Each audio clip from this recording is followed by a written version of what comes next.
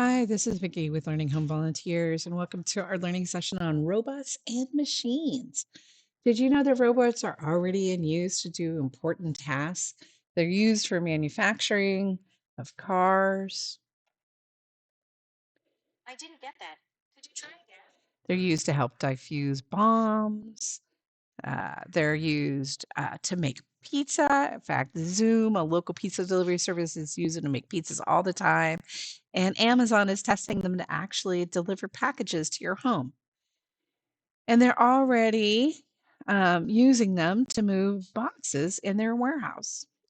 Our session is actually set up to explore robots and making different kinds of machines, some of which have been in place for actually centuries. Well, our books in this session feature three different robot books. The first one I think is my favorite. It's about a random meeting of a robot and a little boy in the forest. And they play all day until, well, I don't want to ruin it for you because the book is so cute. The second one is the Robobots, which is about a robot family that moves into just a neighborhood. And let's just say they don't look or act like any of the others. So, how do they find a way to fit in? And then our last book is about Pete the cat and a robot that he built. You know, when Pete's friends didn't want to play the same games that he wanted to play, Pete had this great idea. He'll build a robot that's just like him. But when Robobot Pete gets kind of a little out of control, he realized that maybe the best thing about his friends is what they like to play. After all, it's always fun to just be together. Well, this is activity number one. We're going to actually build a robot out of Play-Doh and a bunch of tinker items for your little engineer to put together. It contains all the materials to build a robot and a number of items to add to it to make it more personalized.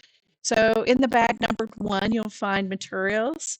Um, some questions that you probably want to think about asking, like what does your robot do? What's its job? What have you included in the robot that you made that makes it possible for him to actually do or her to do that job? And if you were to choose a job that you would like to replace with a robot instead of having to do it yourself, what would it be and what tasks would it do?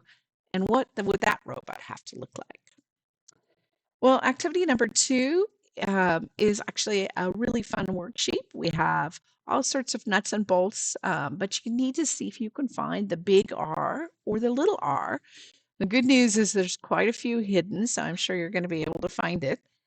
And then we have activity number three, where we could actually build a robot on the second side of the page by cutting out the pieces.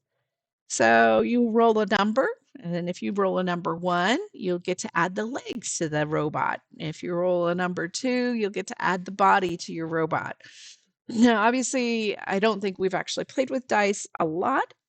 So this will give you ample opportunity to actually play with dice. You have them as part of your teacher's kit.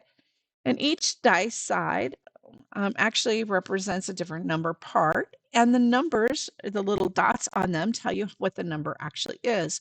So we're seeing facing up a side that has 5 dots, so it represents the number 5. So they would get to build the face for the robot. This game is super fun, and my grandnephew and I played it for some time. He always seemed to beat me. This is a robot bingo game. Each a set has multiple robot bingo cards, and they all have robots on them. And you take one of the sheets, and then you'll find a call out sheet in there as well. And as you call out which one for them to mark on their sheet, unfortunately, we actually have to describe the individual robot because there's not a name for these guys. So it's up to the caller to describe it. So I'll start. Here's one for you to see if you can find on this sheet. This robot has one antenna. It has claws for its hands, and it's not smiling. Is it the silver one? I don't know. You have to see if you can find it. when they do find it, they can mark the robot that is the one that they think matched and then cross it off. Well, that's all for this week. Next week, we're going to build some machines. I look forward to talking to you then.